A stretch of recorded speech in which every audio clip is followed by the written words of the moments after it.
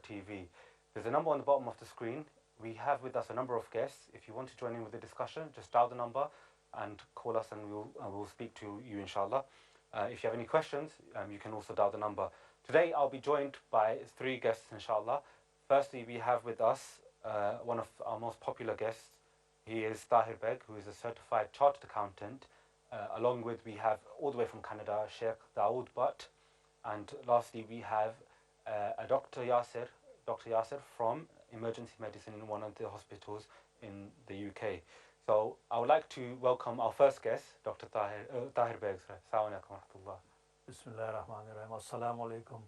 And it's good to be back on the show again. Thank you. MashaAllah. It's always a pleasure having you, and alhamdulillah, we always get a number of questions, especially for you.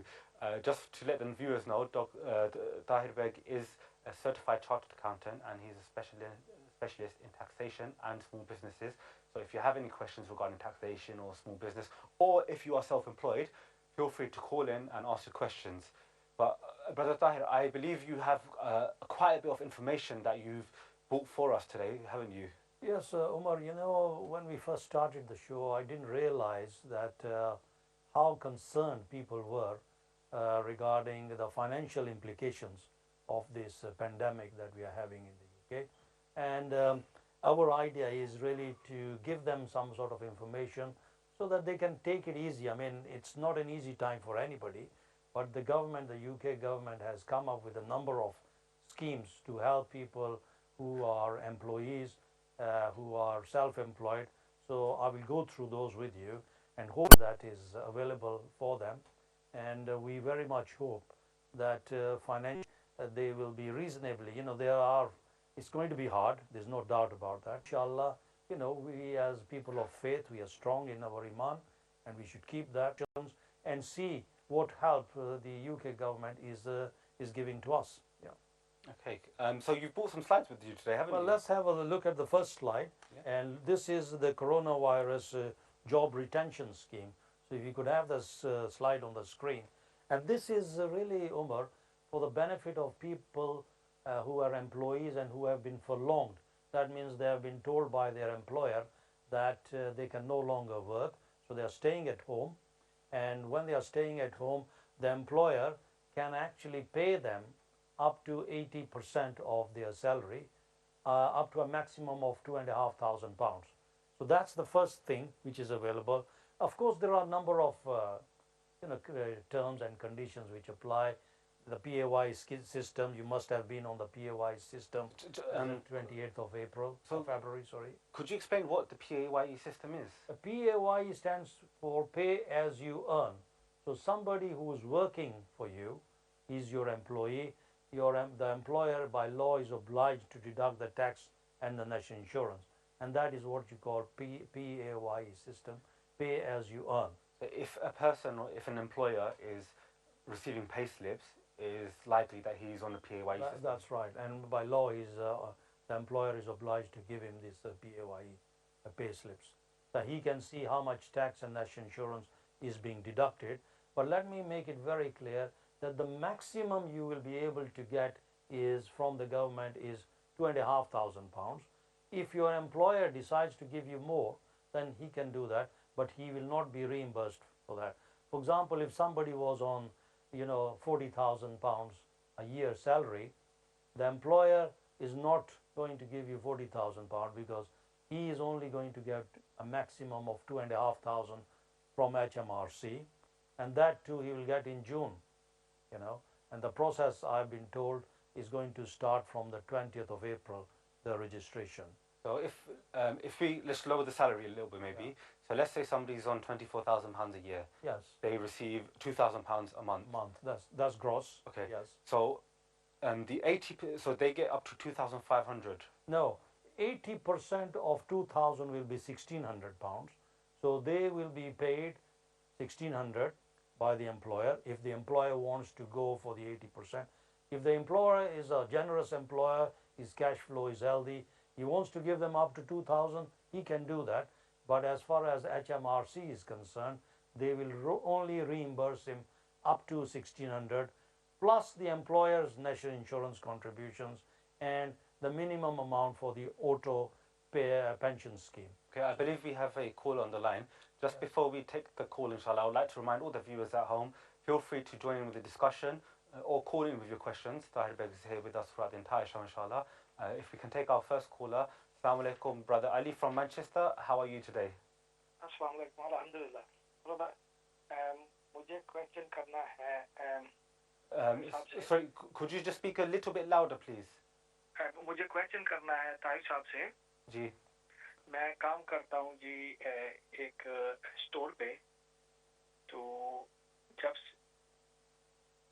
Hello जी जी हम आवाज़ सुना, आपकी आवाज़ आ रही है जी, बात करें।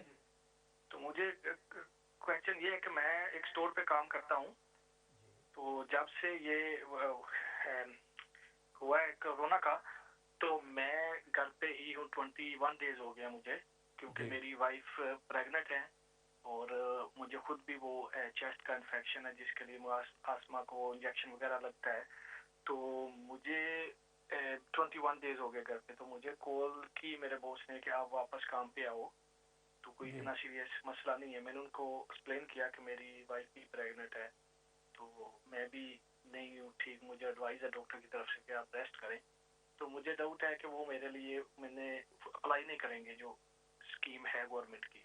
जी जी जी उसके लिए मैं खुद अप्लाई कर सकता हूँ या अगर उन्होंने ऑलरेडी मेरे लिए अप्लाई करके खुद रख रहे हैं वो मैं चेक कर सकता हूँ?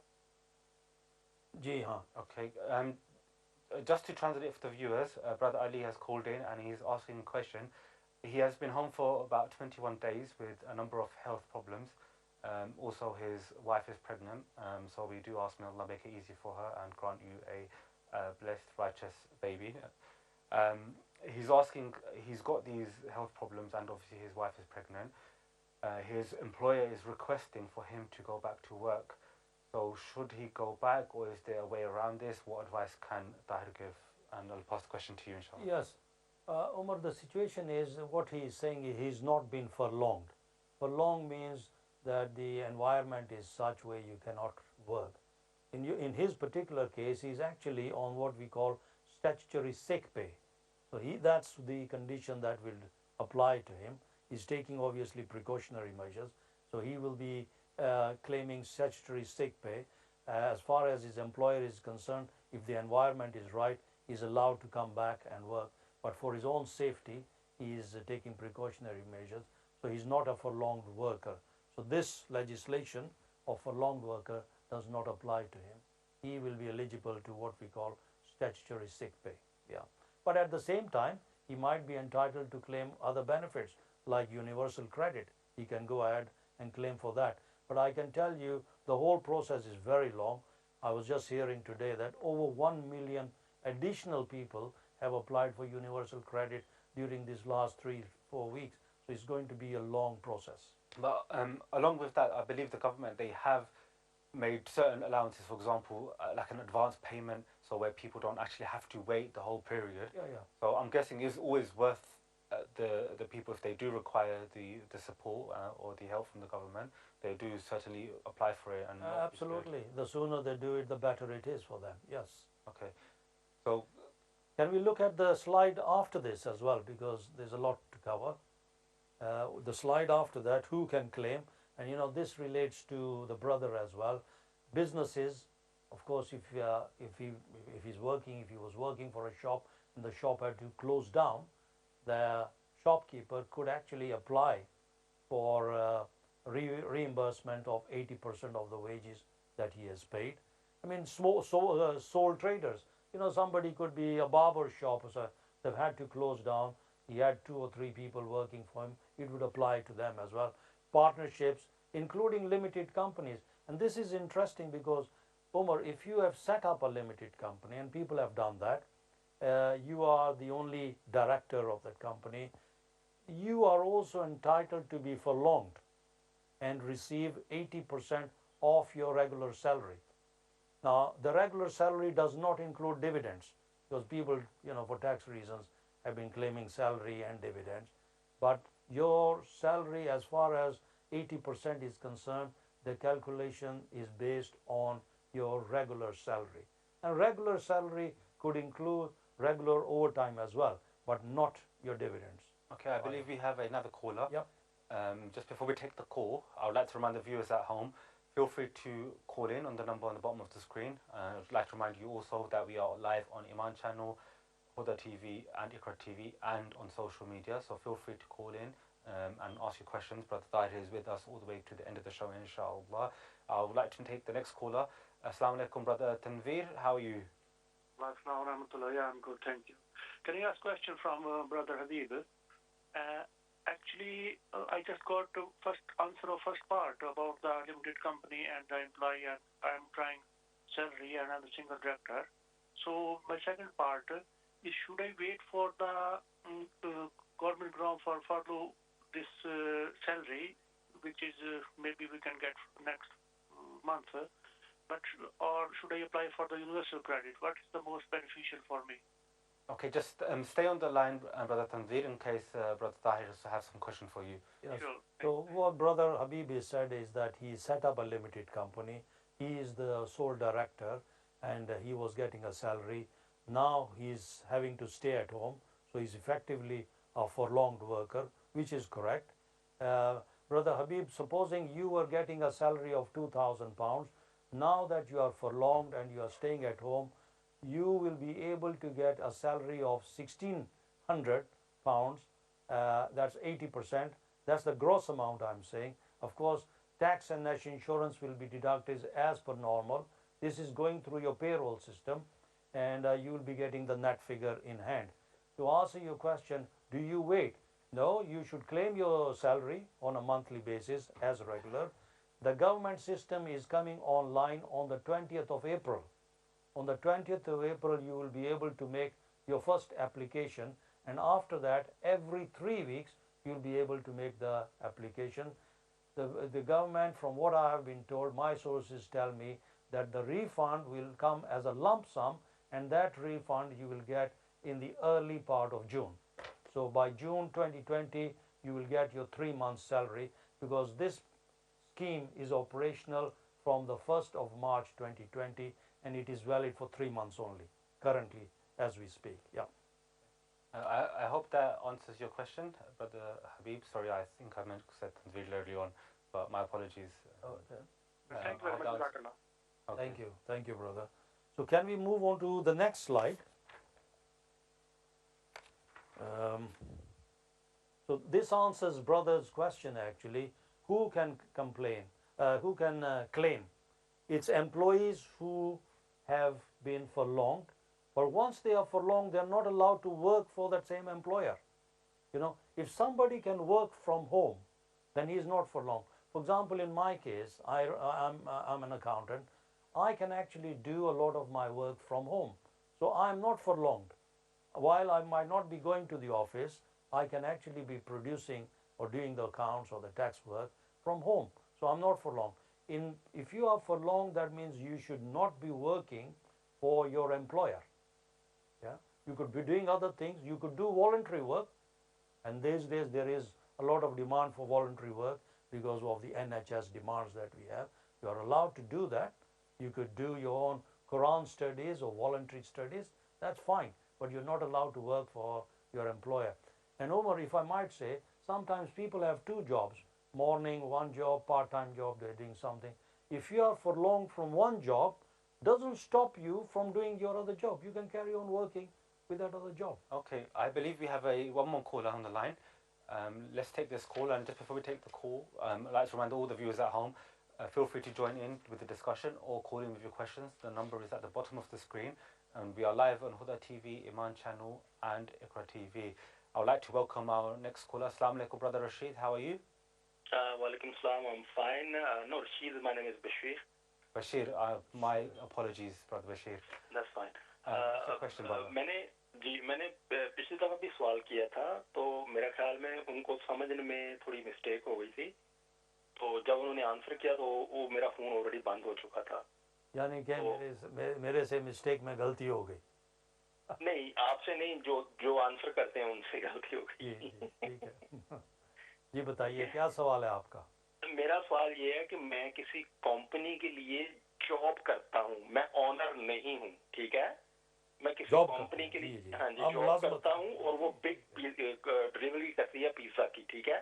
जी जी मैं वहाँ पे सेफ फील नहीं करता हूँ, और इसलिए कि वो जो फासला रखना होता है वो नहीं रखा जाता। डिलीवरीज आ रही होती हैं, हम एक ही बैग पहले वो ड्राइवर लेके जाता है, फिर मैं लेकर जाता हूँ, तो वो सेफ नहीं है, ठीक है।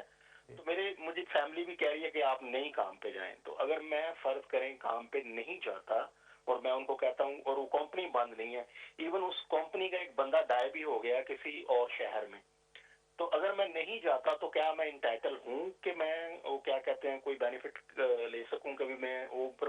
लेकिन कंपनी बंद नहीं है, वो कहते हैं कि भाई आए आप जॉब पे, आपकी जॉब बंद नहीं है। तो अगर कोई आप पूछना चाहें तो ताकि मैं फिर बता सकूं। ठीक है बशीर, मैंने आपका सवाल जो है वो सुन लिया, समझ आ गई। I just wanted to ask, his brother Bashir, is he on PAYE? He's on PAY. He's an employee of a he's a delivery on PAY for a company that delivers pizza. Okay, can I let's just translate the question for the viewers, inshallah. So brother Bashir has called in saying that he works for a pizza company and he doesn't feel safe in the environment he's currently working due to maybe close proximity with other people. He doesn't feel safe handling the ingredients. Obviously, he has to travel into work. He doesn't know where other people come from. So he has these concerns, and he is taking advice from his family and friends, and they're also advising him possibly not to go into work. So he has asked Brother Tahir, what should he do about it? What support can he get? Inshallah, Brother Tahir, if you could allow, we could answer this question after the break, inshallah, because we're about to go for a break. Okay. So I'd like to remind the viewers, after the break, feel free to call in with your questions. The number's on the bottom of the screen. We are live on Iman Channel, Iqra TV and Huda TV. Brother Tahir is with us to the end of the show, and we are still yet to be joined by Sheikh Dawood Butt, all the way from Canada, and Dr. Yasir, who is a senior doctor in emergency medicine. So after the break, feel free to call in on the number at the bottom of the screen, and inshallah we will take your questions. We'll see you soon. Assalamu alaikum wa rahmatullah.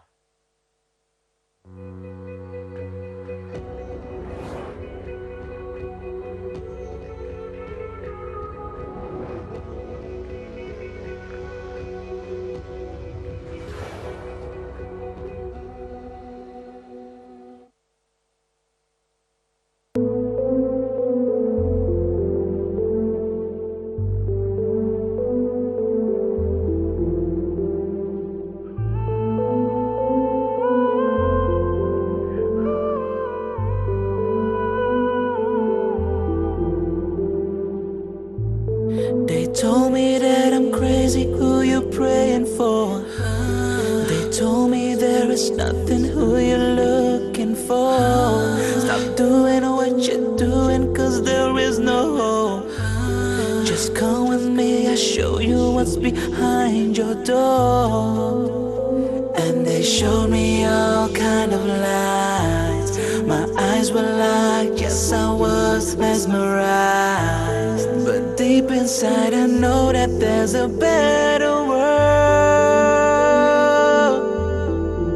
Cause I'm a believer, I'm a believer, I'm a believer, cause I'm a believer.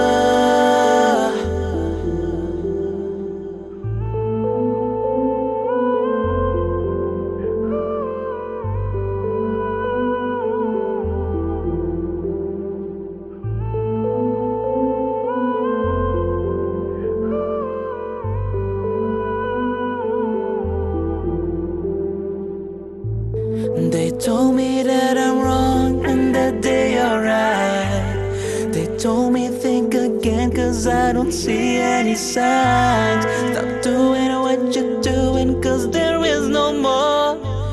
Just come with me, I'll show you what's behind your door. And they took me to the other side. My eyes were like, yes, I was mesmerized. But deep inside I know that there's a better world. Cause I'm a believer,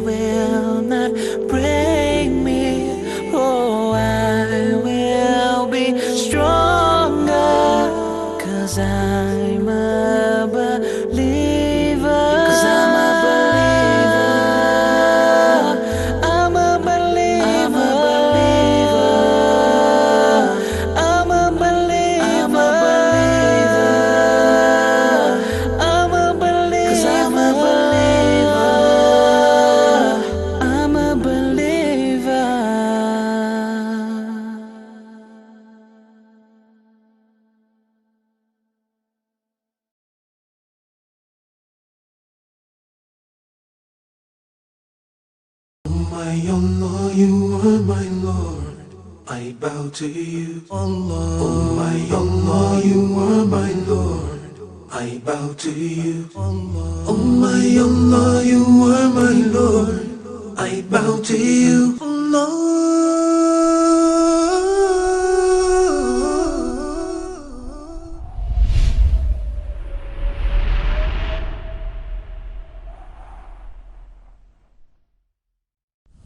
One of the names of Allah is Al-Muakhir, the deferrer.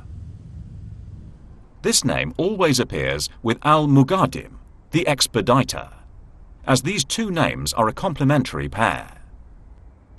Neither the deferrer nor the expediter is directly mentioned in the Quran, but the meanings of the two names are revealed.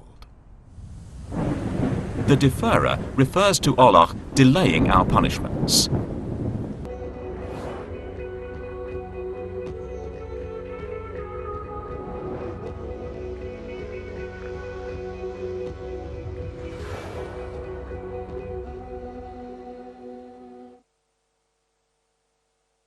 Assalamu alaikum. Welcome back to Coronavirus, the global pandemic.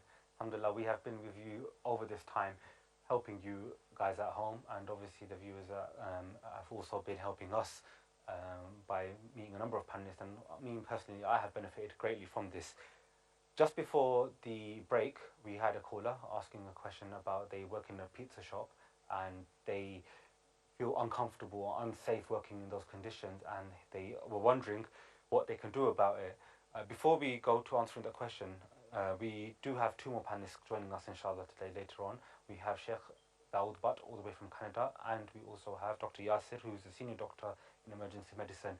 If you would like to ask any questions to our certified chartered accountant who is with us, Tahir Beg, feel free to call in on the number at the bottom of the screen inshallah. We are live on Iman channel, Huda TV and Iqra TV, and on social media, so feel free, just pick up the phone and call in inshallah. So going back to the earlier question. जो बशीर साहब थे, I think he spoke in Urdu, so I'll give the answer in Urdu. मतलब कि बशीर साहब वो मुलाजमत करते हैं कोई पिज़्ज़ा शॉप में, तो वो उनका ये कहना है कि उनके मुताबिक जो वहाँ की सहूलतें हैं वो मतलब कि ख़तरा पेश करती हैं, क्यों करके उनकी बेगम जो है वो भी प्रेग्नेंट है, तो वो जाना नहीं चाहते. देखें बशीर की वो जहाँ जो दुकान के मालिकान है ना, ये उनकी ज़िम्मेदारी बनती है कि वहाँ जो सफाई है उसका सही तरीके से इंतज़ाम किया जाए. तो अगर वो ये नहीं कर पाते, आप उनको बताएं, अगर वो ये नहीं कर पाते तो फिर मैं तो ये समझता हूँ कि आपको ये मतलब कि ये फरलॉन्ग वर्कर में कैटेगरी में आप नहीं आते. फरलॉन्ग वो होता है जहाँ दुकान का जो मालिक है वो कहे आप काम पे ना आए. आप तो काम पे आना चाहते हैं, लेकिन मतलब कि आप काम पे नहीं जाना चाहते, वो कहते हैं आप आए, सो आप फरलॉन्ग वर्कर नहीं. अभी आपके ये है कि आपके उनके साथ कोई डिस्प्यूट होगी, आप कोशिश करें कि बैठ के सुलह सफाई से कोई भी जो तरीक़ाकार है वो इस्तेमाल करें, लेकिन ये जो कानून है ये आप पे लागू नहीं होता. So just to translate for the viewers inshallah, Brother Tahir was saying that basically furlough is only available if your employer makes it available to you, and your employer is telling you not to come to work. Whereas in Brother Bashir's situation, he himself doesn't want to go to work, and his employer is saying come to work. So in this situation, furlough wouldn't apply. So his advice maybe speak to the employer and come to a reasonable grounds. And maybe Brother Tahir, I was just thinking, maybe the employer doesn't know about furlough. Yes, मैं आपको सिर्फ ये बताता चलूँ. Let me do. Health and safety is the requirement on the employer. He needs to provide a healthy and a safe environment, you know. So this is his responsibility. He must carry this out. Okay. So yeah. So early on, just while we were on a break, we had a caller, and the caller she mentioned that she lives in the UK and her husband also normally lives in the UK. However, he went to Pakistan and now he's actually stuck in Pakistan. So what can she do in terms of financial support? Because obviously her husband's in Pakistan, he doesn't really work there. What can she do in the UK? Well, again, she needs to go for and apply for the benefits which she might be entitled here in her circumstances, depending on what is available. But Umar, मैं आपको ये भी बताता चलो, if there are other, we have been talking about employees, people are self-employed or employers. There are other schemes which are available as well, depending on your circumstances.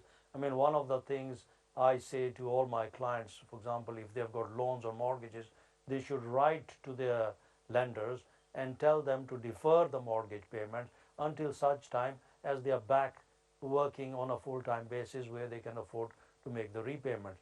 If they've got landlords, if they live in rented accommodation, they should start speaking to their landlords and tell them that, look, this is our financial situation, and I think if they are landlords, they might want to defer some of the rents, whether it is commercial for shops or whether it is for housing. So the people need to start having these conversations now, rather than the same thing I would say would apply to your credit card company or your hire purchase company.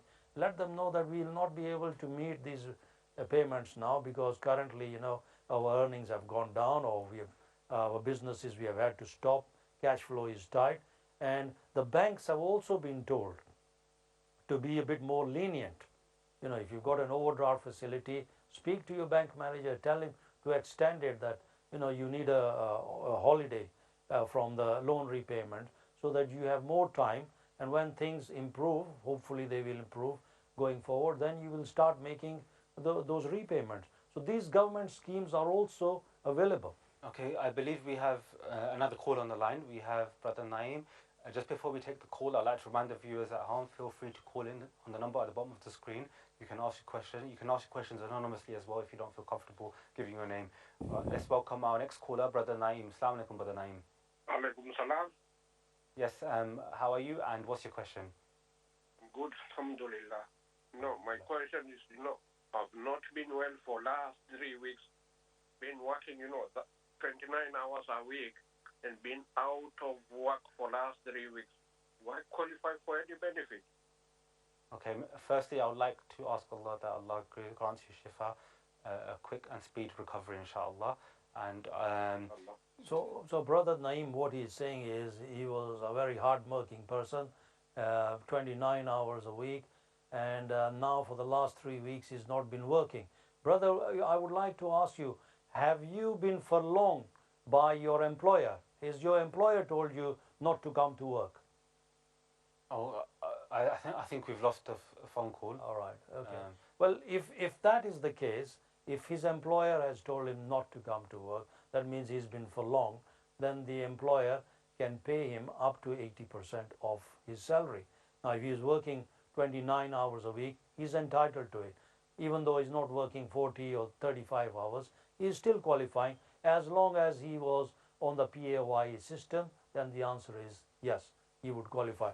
So if you have a look at the slide, next one, if you tell us. We have a couple more callers, inshallah. Yeah, we can take the calls as well. And just before the last call, if he's sick, I also believe that he's entitled to statutory sick pay as well. Yes, that's if he was sick, yeah, right, then he is entitled to statutory sick pay, which his employer will pay him, and that's for a period of, I believe, 4 weeks. I could be wrong on that. Well, I think it varies depending on the company. Yeah. Some cover it for longer periods, depending on how long they've been with the company. So let's take our next caller. Our next caller is Brother Farouk. Assalamu alaikum, Brother Farouk. And what's your question today? Assalamu alaikum, brother. My question is, I work for airline, and because of this corona, we've been sent home, and I'm working from home right now. And we've got an email from our employer that 25% of our gross salary is reduced. So I'm working from home now, and my colleagues, they don't have enough grade. They've been furloughed. So my question is, what amount would I get? I hear that the government is doing 80%, which is maximum £2,500. Yeah. And Mr. Tahir said it's a gross 1,600 I've heard. So I'm a little bit confused. Is it £2,500 is a gross, or £1,600 is a net? Okay, I can answer that question, brother. Just stay on the line, Brother Farouk, inshallah. Brother Farouk, what I said 1600, I was giving an example where somebody is earning 2000 gross a month.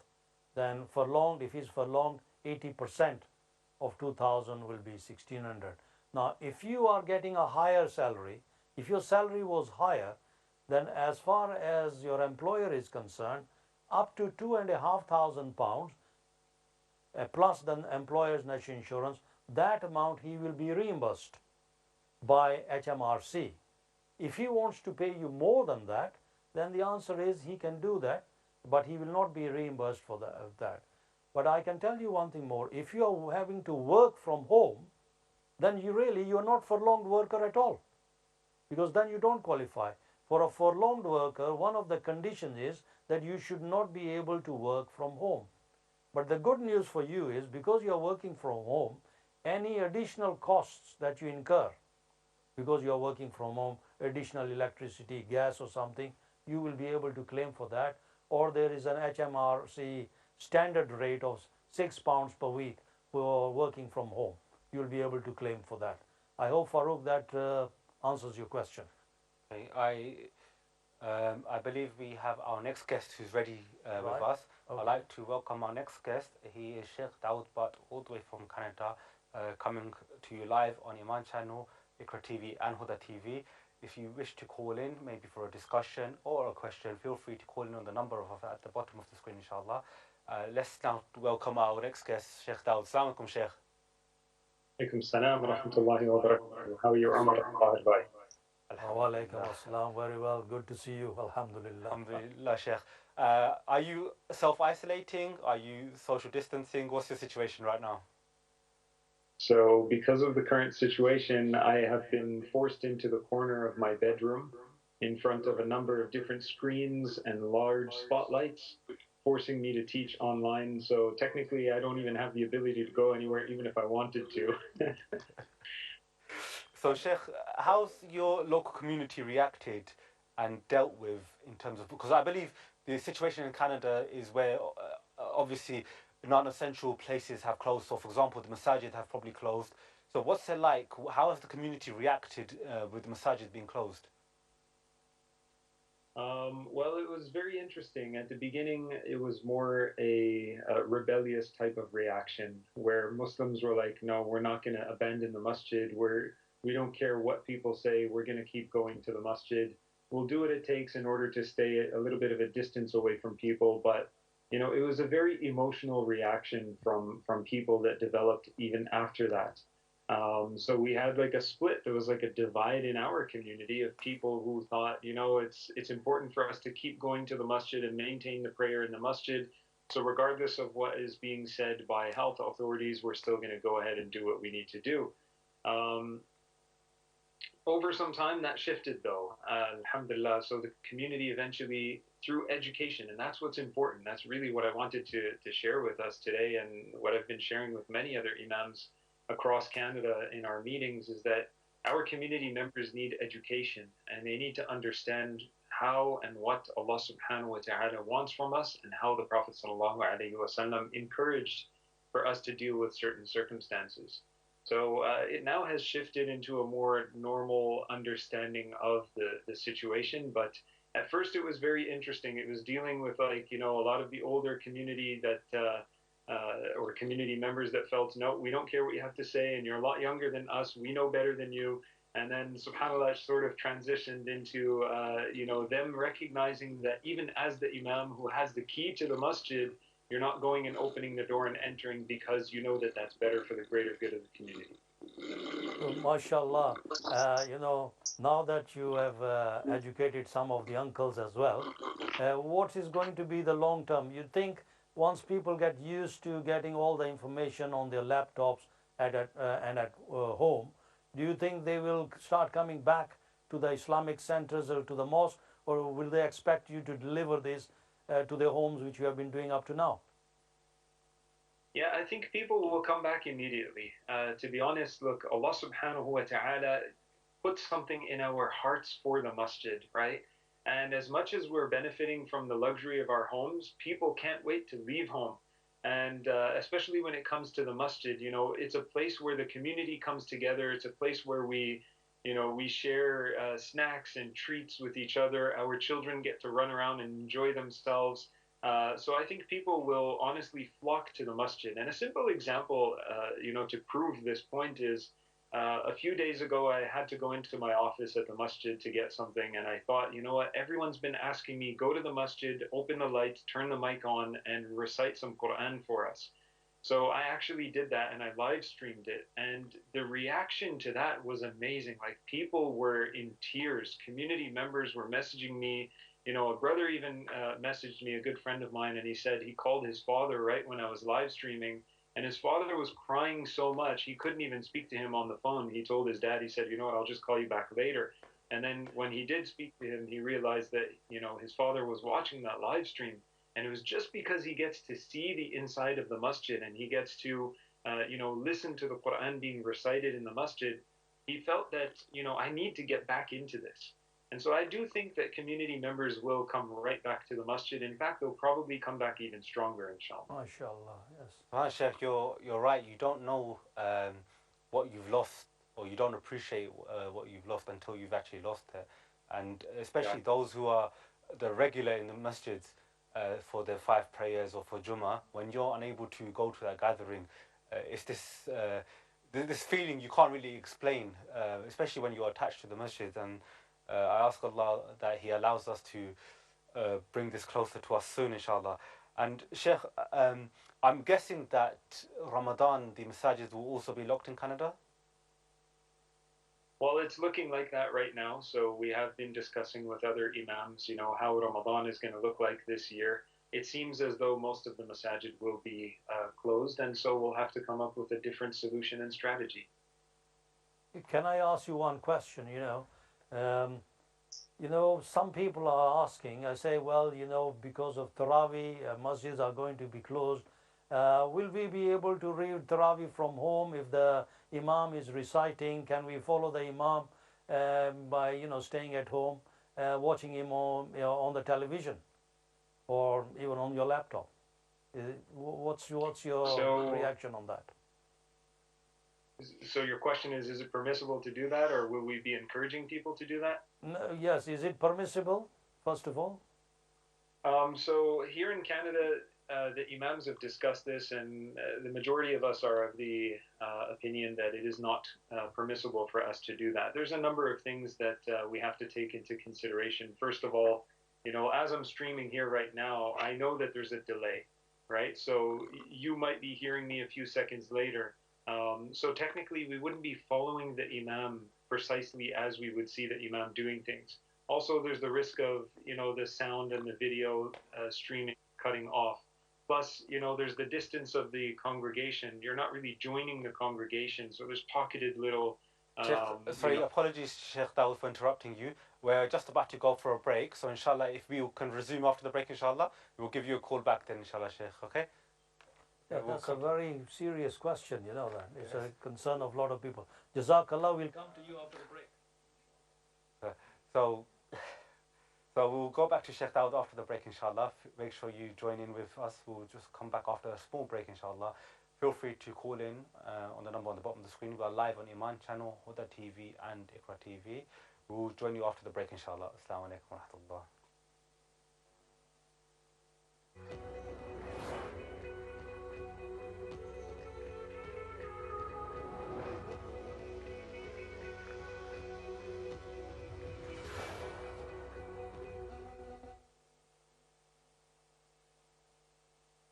My Allah, you are my Lord, I bow to you. Allah. Oh my Allah, you are my Lord, I bow to you. Allah. Oh my Allah, you are my Lord, I bow to you. Allah.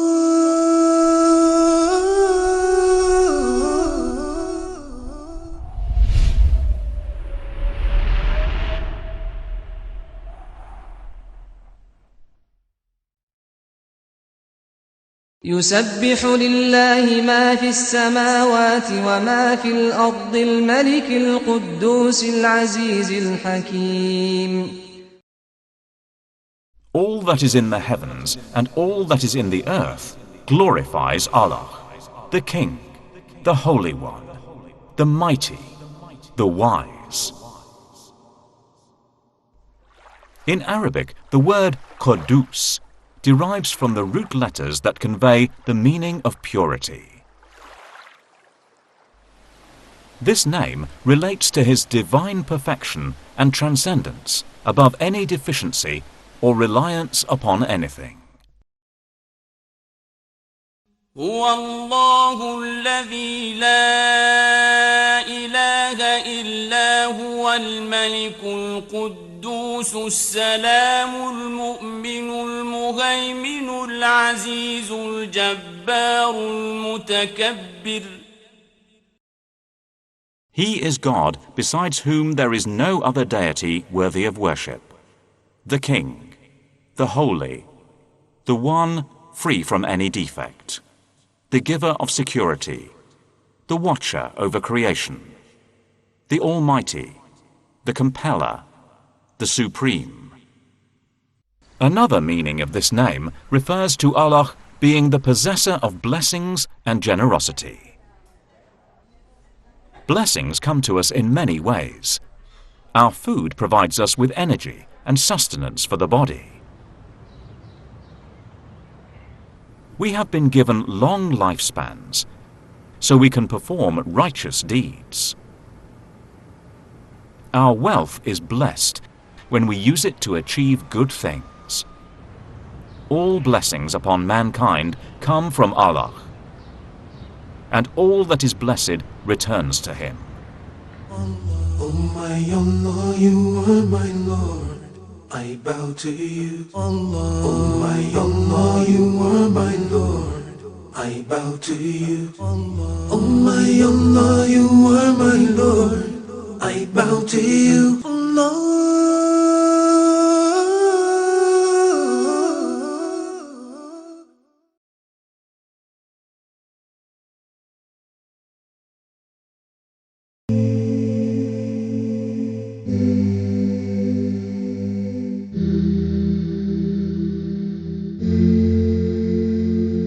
Forgive me for everything I've done in the past, when everything was going so fast, and now I just can't go on. Forgive me for everything I've done in the light, for everything I've done in the night that I thought wasn't wrong.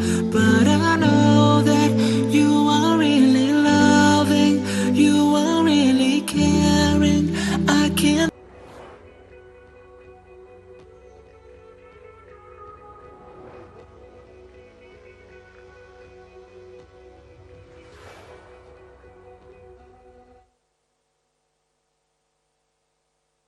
Assalamu alaikum, welcome back to Coronavirus. It's been almost 3 months, 3 weeks, sorry, not 3 months, 3 weeks since we've had a lockdown, and definitely feels like 3 months, doesn't it? But on a different note, subhanAllah, today I received news that there has been over 10,600 deaths in the UK over these few weeks. And it's not some nice news to hear about it, but we do ask Allah that He grants the Muslims Jannatul Firdaus A'la due to this time, and we ask Allah to grant their families sabr and patience during this tough time. Earlier on we were joined by Sheikh Dawood Butt, all the way from Canada, who's still with us. Let's go back to Sheikh Dawood, inshallah. Assalamu alaikum, Sheikh. Apologies, earlier on we had to interrupt you due to the break. And Brother Tahir, he was asking you a question regarding the permissibility of praying Taraweeh at home. What's your thoughts on it? Or any guidance on how we can go about doing this? Yeah, so my thoughts on it are really interesting. In fact, I was sharing this with the imams here in Canada when a lot of them were talking about live streaming and the permissibility and so on. And what I was telling them is, this is an opportunity, a golden opportunity given to us from Allah subhanahu wa ta'ala. We should take advantage of looking at how the Prophet ﷺ used to pray during the month of Ramadan. When it comes to Taraweeh, I understand as community members, we want to get together, we want to congregate, we want to enjoy, seeing the large gathering and being together. But the Prophet ﷺ encouraged people to focus on building themselves up for the sake of Allah subhanahu wa ta'ala. And so at night, the Prophet ﷺ, we know famously in the hadith, he came out on the first night, prayed with the people, second night came out and prayed with the people. But then after that, he started to pray on his own. And he told the people, he said, I fear that this would be something that you make compulsory for yourselves, right? Or would be made compulsory upon you. And so because of that, we should take advantage of this time where we take a step back. You know, a lot of the time in life, we need to take a step back in order to realize where we are, what we're doing, are we doing it right? And if we are, then move forward with it, right? So I think this is a great time for us to now pray at home. Children can lead their parents. Parents can lead their children, right, in prayer. Brothers and sisters can lead with each other. It's a beautiful time, a beautiful, opportunity where families will reconnect with one another. I know for me, when we got married, one of the most beautiful things, and this was almost 18 years ago, was to pray at night with my wife, right? And now, alhamdulillah, after so many years of not being able to do that because you're so committed at the masjid and you're always stuck over there, now you have the opportunity to do it every single day, whether you like it or not, right? So it's a blessing from Allah subhanahu wa ta'ala. MashaAllah, Jazakallah khair, Sheikh. And what advice would you give, Sheikh, to those who may not have memorized huge amounts of Quran during Taraweeh? How can they go about this? Yeah, one of the Imams brought that up, and he said, look, there's a lot of people doubt in the community who can't recite the Quran properly, and this is our chance to help those people. While at the same time, I go back to the hadith of the Prophet ﷺ with regards to a person who recites the Quran beautifully and smoothly. They're with the highest levels of the most, praised or most honored people amongst Allah subhanahu wa ta'ala, or with Allah subhanahu wa ta'ala, as in his, grading system. But those who struggle, the Prophet ﷺ then mentions فَلَهُ أَجْرًا, someone who's reciting and they're like, they're basically going really slow. They're struggling to recite. That person gets double the reward. So in Ramadan, one thing that we've made the norm in our communities is we've encouraged people to constantly recite, finish the whole Quran during Ramadan. But that's for someone who's able to do that. If someone else is only able to recite one page during the entire day of Ramadan, as opposed to someone who can recite fast and recite the whole juz, then that one page might be more valuable to Allah than a whole juz, because they're putting in a lot of time and a lot of energy and effort in order to get that done. So if someone recites only one juz throughout the whole month, but they're struggling to recite that, then that's even better for them than us, coming online and reciting smoothly and beautifully and making them feel good at home, but they're not putting in any effort themselves. So we need to struggle a little bit, even if we're doing only a little. SubhanAllah, Sheikh. And tell us about yourself personally. Are you looking forward to Ramadan this year? And if you are looking forward to Ramadan, well, everyone's looking forward to Ramadan, but what are you most excited about? To be honest, for me, I'm just excited to be at home for once during Ramadan. Usually during the month of Ramadan, as an imam or someone who works in the masjid or with the community, you never have iftar at home. Like, I've gone years without having iftar at home with my family. I've gone years without praying Taraweeh at home with my family. I've gone years without being able to spend, certain times with the family that most people enjoy. And they're like, oh, it's awesome. We got to do this. We got to do that. This year, inshallah, I'll get to do it, inshallah. So I'm really looking forward to that. I'm looking forward to, just having some time with my children and wife. Now, mashallah, I can see from the smile on your face that you're going to enjoy this Ramadan. And good luck to you. And also remember us. But the advice which you have given is, yes, we should all try and say whatever part of the Quran that we know, say it well. It is not a quantity, it's quality that matters, really. That's the message that I'm getting. Jazakallah for that. So Sheikh, I guess going on a diet this Ramadan is not for you this year. Well, alhamdulillah, I think going on a diet is not really something my doctor suggests I do. I think it's eating right and doing more exercise. If I go on a diet, I might not be here next year. So Sheikh, are you planning to, how do you plan for Ramadan? What advice would you give our viewers at home? Especially normally in a different situation, we plan that we're going to go to the masjid, we're going to do X amount of Taraweeh every single day, we're probably going to try pray all 5 prayers. Now that's not in the scenario, what advice would you give to our viewers, inshallah? Brother Umar, I'm all about keeping things simple. So I usually tell people choose one thing. Just one thing that you are going to do extra this Ramadan, but you're going to do it consistently throughout the whole month. And it's something that's easy for you to do throughout the next 11 months of the year. And that was the way of the Sahaba radiallahu anhum. They would not do what you and I do. Like, we go to the masjid, we like put all our time and energy and effort into, doing things that we cannot realistically maintain throughout the rest of the year. So I encourage people, look, keep it simple, choose one thing and a maximum of 3 things. So between 1 and 3 things that you are able to do in your life and you're able to implement as a regular routine throughout this month of Ramadan, that you also find you'll be able to do for the next 11 months of the year. If we can do that all together, imagine in 50 years from now, how much greater we will be as human beings and how much more we would have contributed to Allah subhanahu wa ta'ala, as opposed to just doing something or doing lots of things during the month of Ramadan, but then not doing them for the next 11 months. What purpose is there in that? So the Sahaba used to increase in their iman and maintain that iman for the next 11 months. Allah, Jazakallah khair, Sheikh. I'm not going to tell you what to do, but I encourage people to do one thing that they feel they're able to actually do. Jazakallah khair, Sheikh. Sheikh, we have a caller for you from the UK. Let's just take that phone call, inshallah. Assalamu alaikum, caller. What's your name and where are you calling from? Assalamu alaikum. Wa alaikum assalam. How are you, Yes, Sheikh? brother.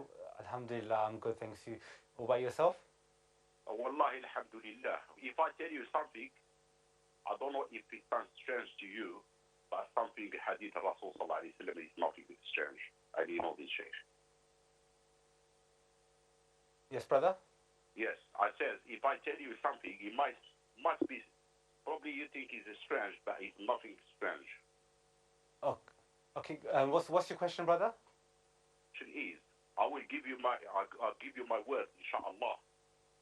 This weather, these things will go, and I'm praying for. I can't wait for Tarawih because I want everybody to pray Tarawih.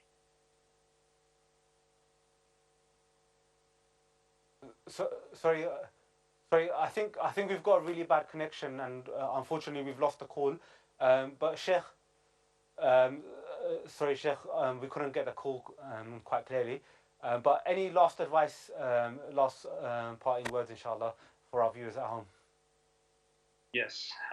So I think one of the things that this brother mentioned, it sounded like he was saying that he really hopes that this goes away and he can't wait for, people to come together during the month of Ramadan. Look, I think we should all not wait for Ramadan to come around for us to do good deeds. This is a time now that Allah subhanahu wa ta'ala has given to us.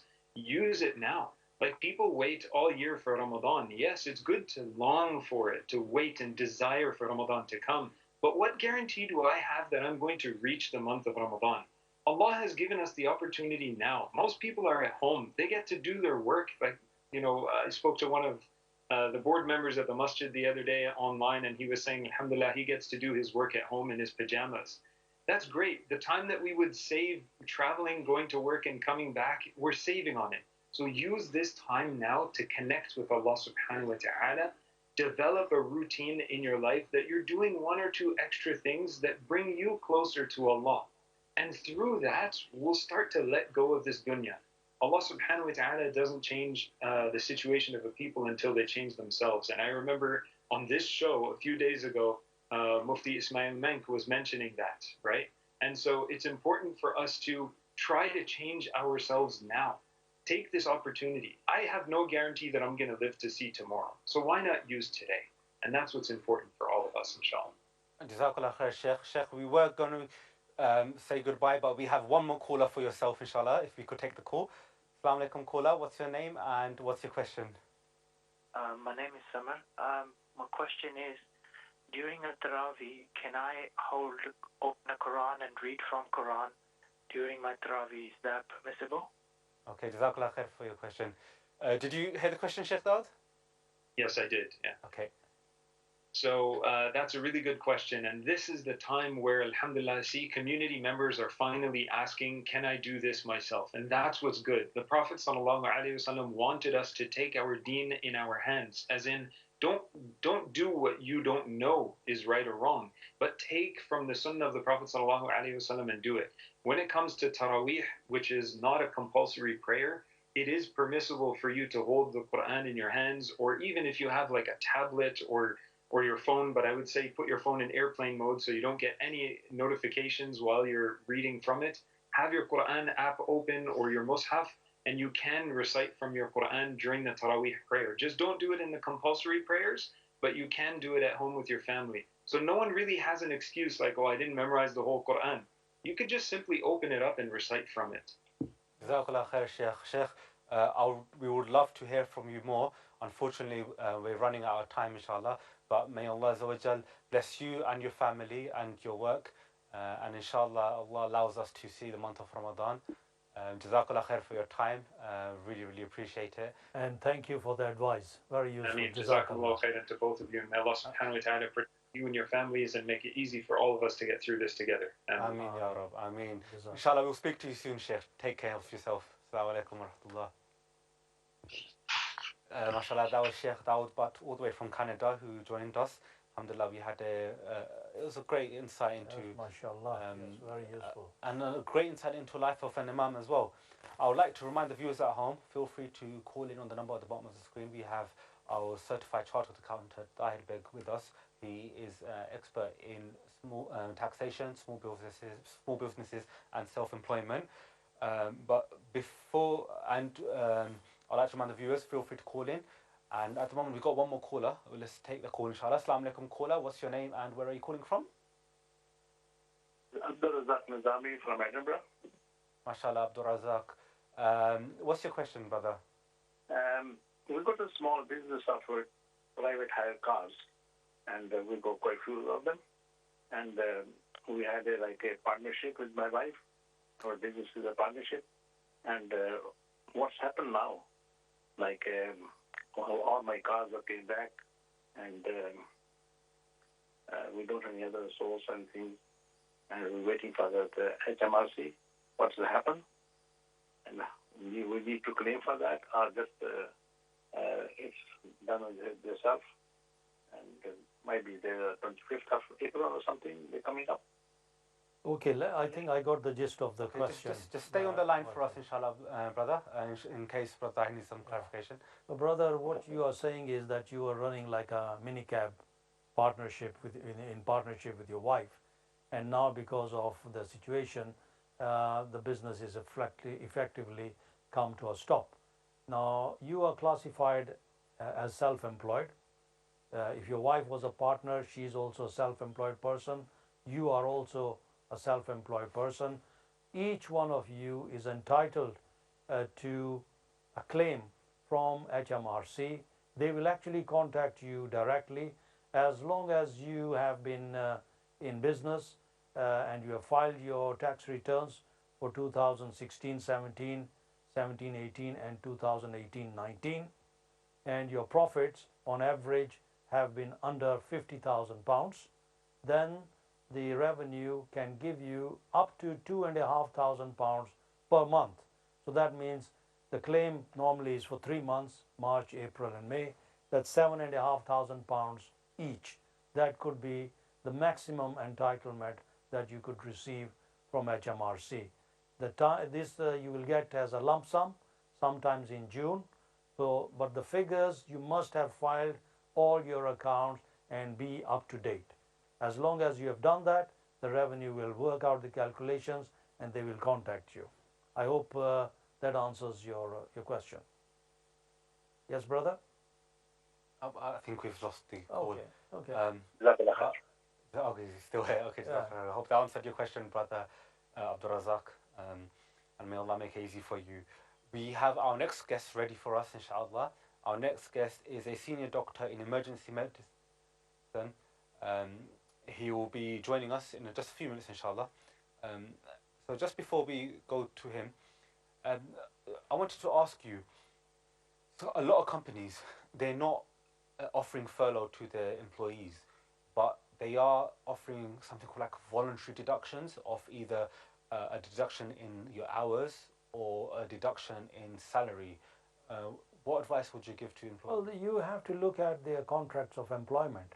So each company is obliged to give their employees a contract of employment. You'll have to see what is in the contract of employment. If it states that yes, they will guarantee you 25 hours of work and anything above that is like additional, then they would be entitled to do that because that's very clearly stated in your contracts of employment. So each one has to look at their own contracts of employment. But all the good employers, they want to retain their employees. So they want to be reasonable. But in this difficult times, everybody has to be accommodating. So it's not just one-sided, just for the employer. The employees also have to be reasonable because hopefully when we come out of this, if the company is still there, that means there's a job waiting for you to get into. So, it's a two-way traffic that we have to look into. Okay. I think it's time now to introduce our next guest. Our next guest is Dr. Yasir, who's a senior doctor in emergency medicine, and he's a senior doctor in one of the A&Es in a hospital in the UK. I'd like to welcome Dr. Yasir to our show. Assalamu alaikum, Dr. Yasir. Wa alaikum salam. Dr. Yasir, how are you doing during this pandemic? That's the first question I have for you. Alhamdulillah, yeah. First of all, can you hear me correct? Okay. Yep, we hear you fine. Fair. So, yes, I basically work in emergency medicine, which is people know better as A&E, and it's a very, very surreal situation, very surreal experience that I don't think me or any of my colleagues have ever faced anything like it before. It's a very, very it's a situation that is completely unprecedented in every way. So whilst we would have protocols for managing highly infectious diseases or viruses, we saw Ebola recently. We've had previous coronavirus strains in years gone by, such as SARS and MERS. And ultimately, we have protocols in place for flu, which affects large numbers of people every year. But this is on a very, very different level, in that every single patient that is coming in potentially has COVID-19, okay? And up to a third of the patients we see every day actually have COVID-19. The rest of them, if not COVID, then potentially they are carriers of the virus, without knowing it. They may be asymptomatic and they just have it, but they just don't know it yet. So Dr. Yasir, tell us what an average day is like in your shoes, because a lot of us, many of us, in fact, we work a 9-to-5 shift, or now a lot of us are working from home, or we have the privileges to working from home. You obviously have to travel in every single day, or possibly odd number of days. Tell us what your average day is as a A&E doctor. Sure. So obviously A&E is something that's open 24 hours a day, 7 days a week. So people that work in A&E, we often work shift patterns rather than a regular 9 to 5. We sometimes do early shifts, late shifts, night shifts, weekends, etc. For us, there's not really a difference between bank holidays, etc. But what's important to realise though is that this is obviously having a strain on the NHS as a whole. However, it's important to realise that what we're seeing at the moment is a very interesting phenomenon. So it might come as a surprise to a lot of people, but we're actually seeing a lot less people in A&E than normal. We're seeing a lot less patients every day than we would normally see. However, the overall acuity, as in how sick the patients are on average, is much, much higher. And as a result of that, it's taking a lot longer to process that same number of patients. For everyone that we're seeing, we're using, protective personal equipment, so that takes longer. In terms of processing them, doing bloods, x-rays, all these things take a little bit longer because you're taking extra precautions in doing so. And ultimately, we're also affected by the fact that, as well as the general public, we're seeing large number of staff that are obviously off sick as well. And in that consequence of that is that that's putting a little bit of pressure on the departments. However, overall, I think the situation now, certainly in my department and other departments I know, is that actually things are much more manageable because there's been a huge amount of work across the country in reorganising entire hospitals and wards in order to cope with the increased demand. Okay, you may well be aware a lot of elective surgery has been cancelled, a lot of elective clinics or outpatient clinics or routine work, if you like, has been cancelled, and there's been much more focus and emphasis on emergency and urgent procedures and appointments, if you like. And as a result of that, that's increased capacity and allowed people to now be seen adequately, the ones that are seriously unwell. And so, like I said, every day we're actually now seeing much sicker patients, okay? We're seeing a lot less of the people that have, minor injuries, a lot less of the people that, they're not particularly unwell, but they have symptoms that they're concerned about, and so they're coming to hospital. We're seeing a lot less of those people, but we're seeing a lot more of the sicker people. Yasser, if I could ask that's not to say that, sorry, carry on. Yes, sir. On what you are saying, I mean, there are a lot more people coming there, but there's really serious condition. Effectively, that's what you're saying. Sorry, I can't hear you. What I was saying, Yasser, is from what I hear, from what you have said, there are fewer people coming in, but it's much more serious. And of course, it's taking much more time.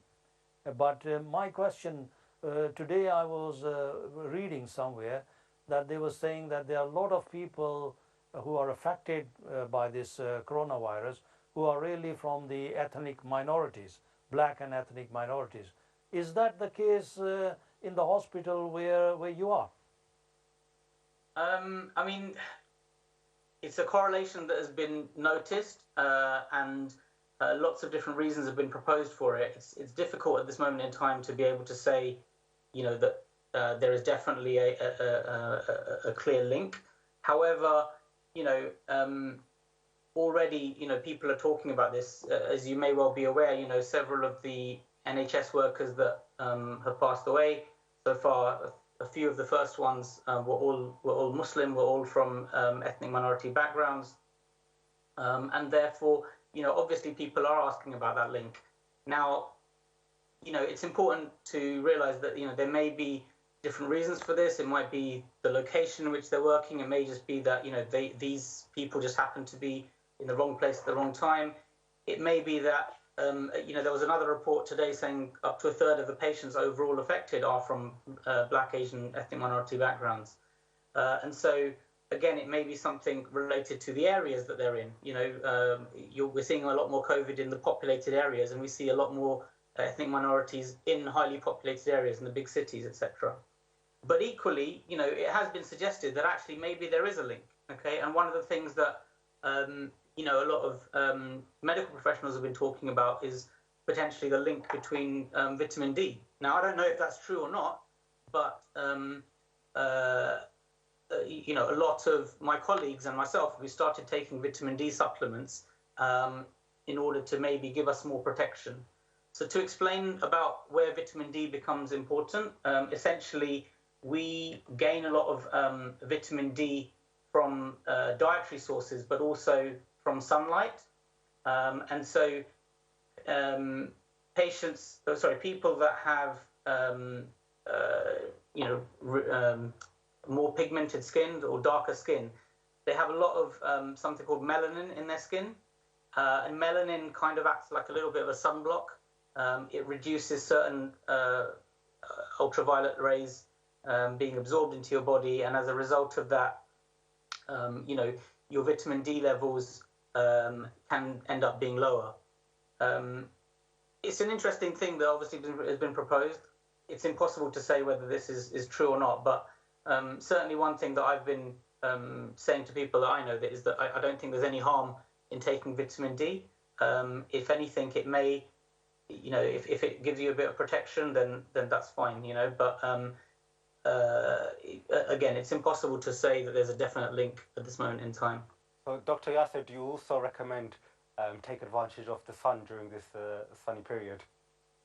Yeah, I mean, again, I mean, people need to try and keep themselves indoors. Going to the parks or going to, outdoors for excessive period of time is not really ideal. Is not in anyone's interests. However, if you do have that opportunity to try and get some sunlight from your back gardens or just standing in front of your house or whatever, then no, that's not a bad thing. Certainly, it's going to help your health from a vitamin D perspective. But again, it's impossible for me to say whether or not this is going to protect you from coronavirus, and that's not what I'm suggesting at all. I'm just saying that I don't think there's any harm in taking vitamin D in this situation. Dr. Yasser, thank you very much for your time. We ask Allah to reward you, especially for the work you guys are doing in the hospitals and obviously the risk that you guys are taking on a day-to-day basis. So may Allah reward you for your effort, and hopefully we will catch up with you later on, inshallah. Jazakallah khair for your time, and speak to you soon. Assalamu alaikum wa rahmatullah. So, Omar, coming back to what Dr. Yasser was saying, we've been talking about tax and national insurance, and so now hopefully many of our viewers will realize that the taxes that we pay, where do they end up? They end up supporting the NHS and other such institutions. And now you realize why it is very, very important that we should pay the correct amount of taxes, because those taxes are actually going to benefit us or our communities or our fellow countrymen in the long run. And we're one of the few countries where our taxes actually contribute towards the health system, whereas many other countries around the world, they don't have such a system. Yes, absolutely. Yeah. In so-called developed countries, people are dying there in large numbers. One of the reasons why they're dying in such large numbers is people haven't got those health insurance, and they're very, very reluctant to go to hospitals or for checkups. Here, alhamdulillah, we are very lucky that we have this fantastic NHS service. A lot of our brothers and sisters and fellows work in this service, and we should really very grateful to them. We should really honor them, the work which they are doing. People like Yasser, my own brother, is also in the NHS. My own son-in-law is a doctor as well, and I know from first-hand experience, the time and effort and the risk which they are taking. And as Yasser alluded to, 19 NHS doctors, NHS staff, including doctors, have died because of the coronavirus. Okay, I think while we were talking to Dr. Yasser earlier on, unfortunately the call disconnected. Apologies for that, Dr. Yasser. Can you hear us now? Oh, I think we've lost him again, unfortunately. We had a caller. Dr. Yasser is back now. Assalamu alaikum, Dr. Yasser. Walaikum assalam, yes. Sorry, I just wanted to just add to the point that I just made just before we finished. I think the important thing to realize is that, we are seeing a lot of people that are coming into hospital that are seriously unwell with COVID, okay?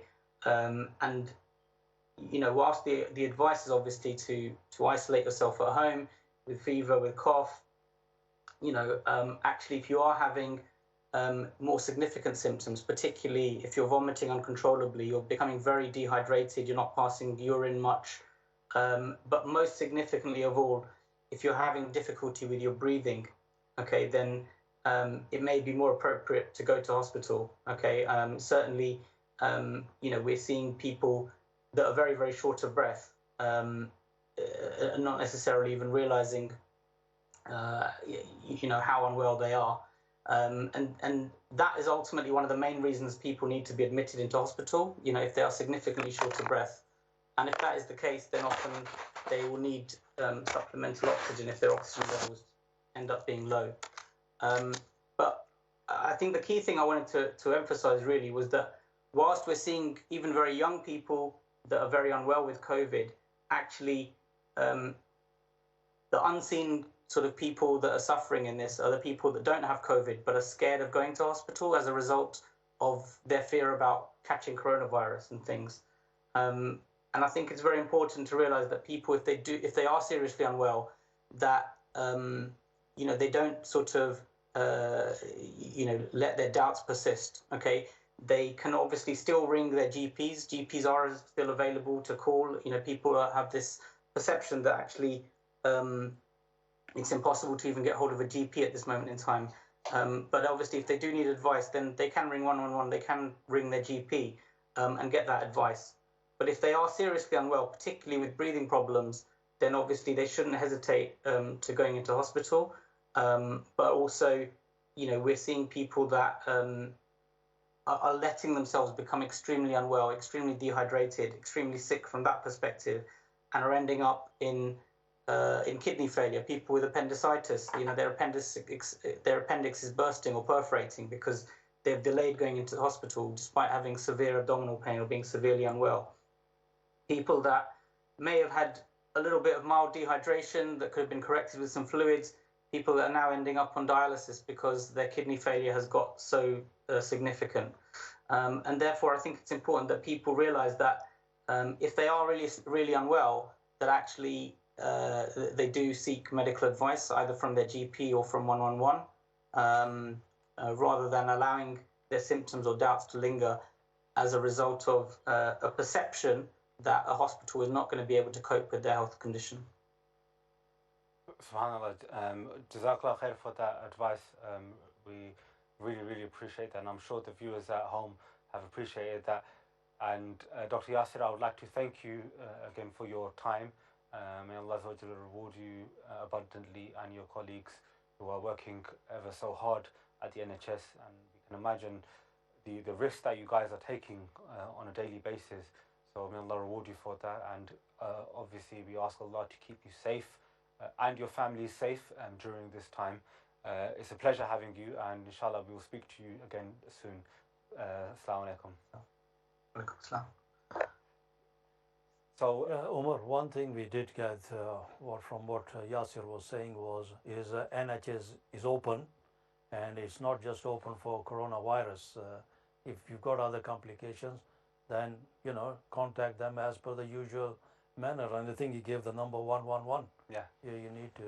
So that's very good advice, and people need to take it on board. Yeah. So I believe we have another caller on waiting for you.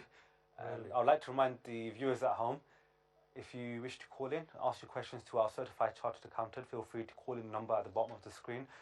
Our brother Tahir Beg is a certified chartered accountant who is a director at his own firm as well. He has experience for over 35 years plus, and he's an expert in taxation, self-employment, and small businesses. We would like to welcome our next caller. Assalamu alaikum caller. What's your name and where are you calling from?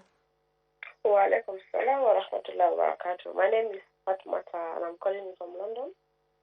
Yes, Sister Fatma. And what's your question today?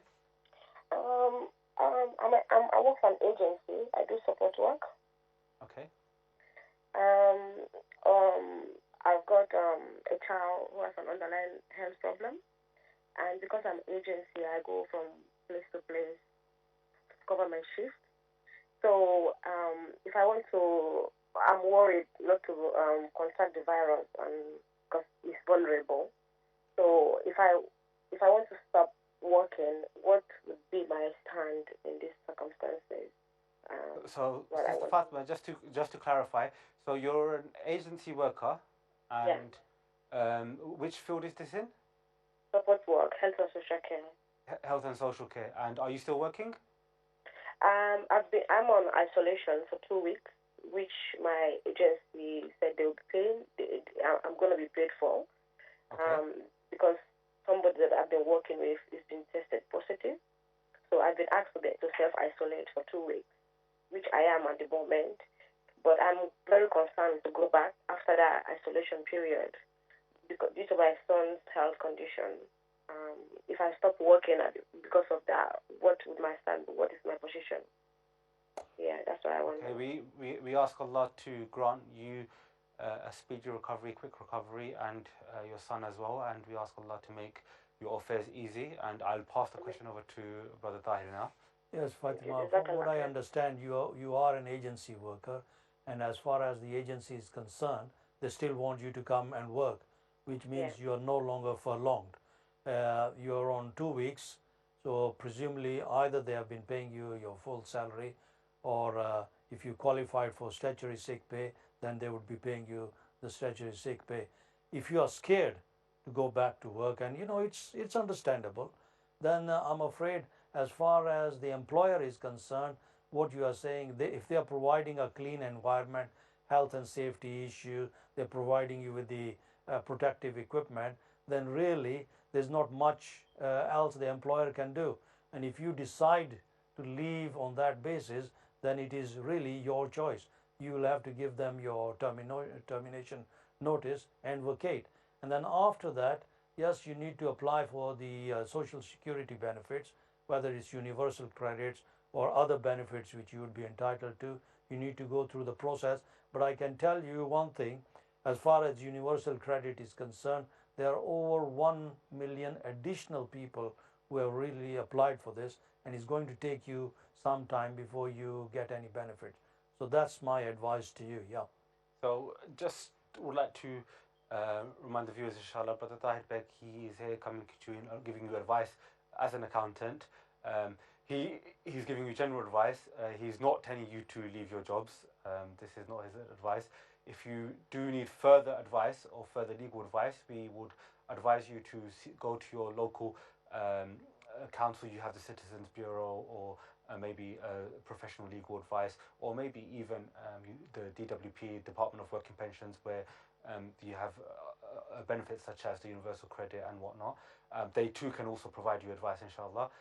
There's many links on the internet, on the government's website, for you to search through, and there's some links on the Citizens Advice Bureau where you can obtain some information, inshallah, and maybe possibly get some legal advice from there, inshallah.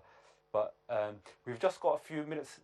Oh, we've got one more caller. I think we'll take this as our last caller for the day. Okay, can we look at the next slide? That might actually answer some of the questions. Yeah. Assalamu alaikum, caller. What's your name and where are you calling from? My name is Almas and I'm calling from London. Yes, and what's your question? My question is, if Tahir's clients have been dealing with the two big banks and what their response is. Yes, brother. So what you are saying is effectively you are dealing with the banks and what is their response is? I want to ask him. Yes. If his clients, if he's saying that he's advising his clients to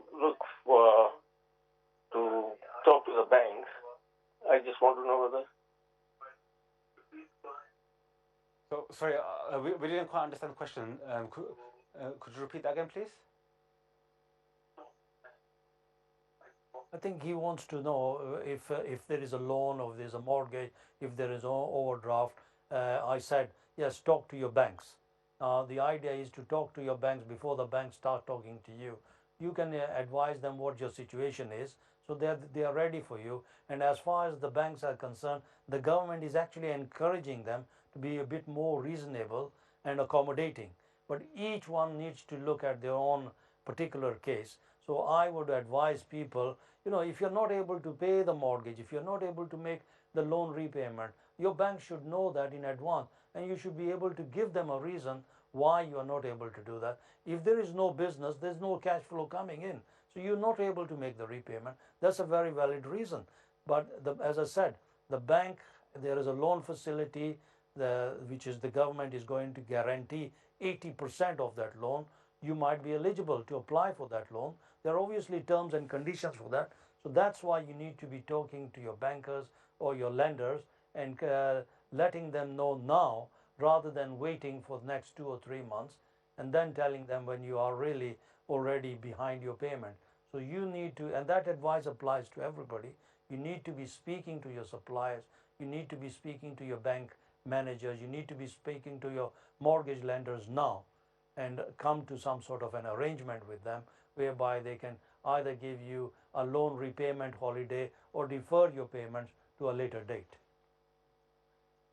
We've just got just under a minute. Any last advice for our viewers? Well, most of the information is actually available on the government website as well. So if you go to www.businesssupport.gov.uk, you'll find there's a lot more details. I have just given you some outline rules and regulations and facilities which the government is providing to people who are being furlonged, so small businesses. There is a lot of other advice and other packages available, including business rates holidays, which you can see more details on the website that I've given you. Okay.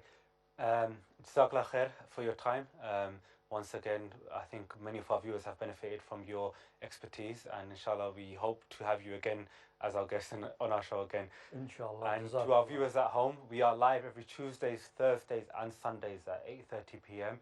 We are live on Iman channel, we are live on Huda TV and Iqra TV, and we are live on social media too. So feel free to call in. You can speak to a number of our panelists. We generally have a variety of panelists, doctors, accountants, imams, teachers. So feel free to call in at any time, inshallah. We'll see you on our next show of Coronavirus, a Global Pandemic. Assalamu alaikum wa rahmatullahi wa barakatuh.